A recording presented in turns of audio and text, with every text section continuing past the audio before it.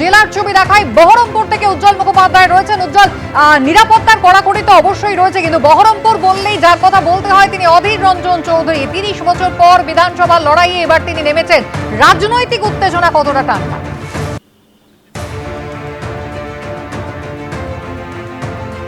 দেখো, এই মুর্শিদাবাদ জেলায় অবশ্যই রাজনৈতিক উত্তেজনা আছে। আমি প্রথমে নিয়েই যাব একেবারে, আমি দেখতে পাচ্ছি হুমায়ুন কবির, তিনি যাচ্ছেন।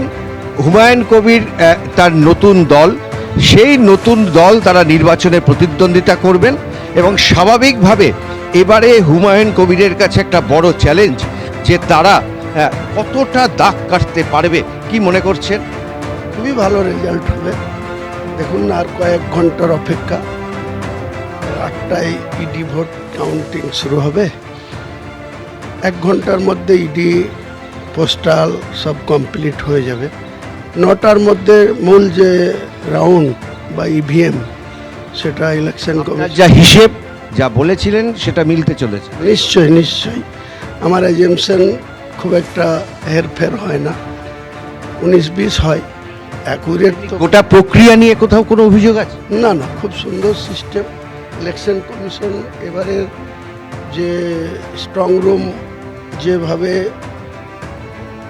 যে সিস্টেমে 3 স্টার সিকিউরিটি বলয় দিয়ে সিসি ক্যামেরায় মুড়ে একদম প্রশাসনিক স্ট্রং পদক্ষেপ করে কারো কোনো রাজনৈতিক দলের না কোনো অভিযোগ নেই। ইলেকশন কমিশনকে বরঞ্চ সকাল সকাল এই ধরনের পদক্ষেপ বা 2026 সালের নির্বাচন শান্তিপূর্ণ হওয়া এবং আজকে কাউন্টিংয়ের পরে সবাই যেন শান্তিতে থাকে, আইন শৃঙ্খলাকে শান্তি যেন বজায় থাকে, সমস্ত রাজনৈতিক দলই কিন্তু এই বার্তা ইতিমধ্যেই দিতে শুরু করেছে। এই মুহূর্তে চলে যাব ভবানীপুরের বিধানসভা কেন্দ্রে, যেখানে ভোট গণনা হবে, অর্থাৎ সাখাওয়াত মেমোরিয়াল স্কুল। আমাদের প্রতিনিধি সুদীপ্ত আচার্য রয়েছেন। প্রচুর কেন্দ্র বাহিনী, পুলিশ মোতায়েন রয়েছে। সুদীপ্ত, একবার ছবিটা দেখবো।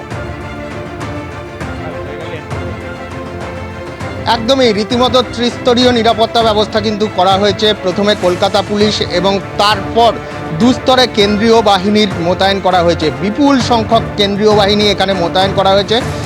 তুমি জানো যে আজকে 4টি রাজ্য এবং একটি কেন্দ্রশাসিত অঞ্চলে গণনার অন্যতম কিন্তু আকর্ষণের কেন্দ্রবিন্দু এই ভবানীপুর কেন্দ্র। কারণ নজিরবিহীন লড়াই এখানে হচ্ছে রাজ্যের মুখ্যমন্ত্রীর সঙ্গে রাজ্যের বিরোধী দলনেতা। শরণাতীত কালে কিন্তু এই ধরনের দ্বৈরথ কিন্তু রাজনৈতিক মহল দেখেনি এবং সেই কারণেই কিন্তু এটা আকর্ষণের কেন্দ্রবিন্দু। আমরা দেখতে পাচ্ছি যে একে একে বিভিন্ন দলের কাউন্টিং এজেন্টরা এখানে ঢুকছে।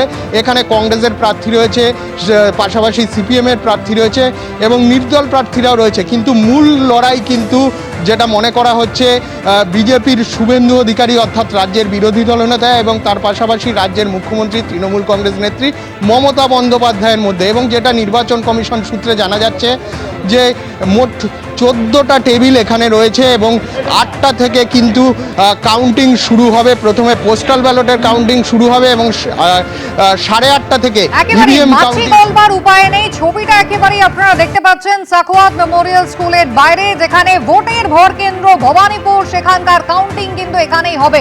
একেবারে ছবি তুমি আমাদের দেখাতে থাকো। এবিপি আনন্দ এগিয়ে থাকে, এগিয়ে রাখে।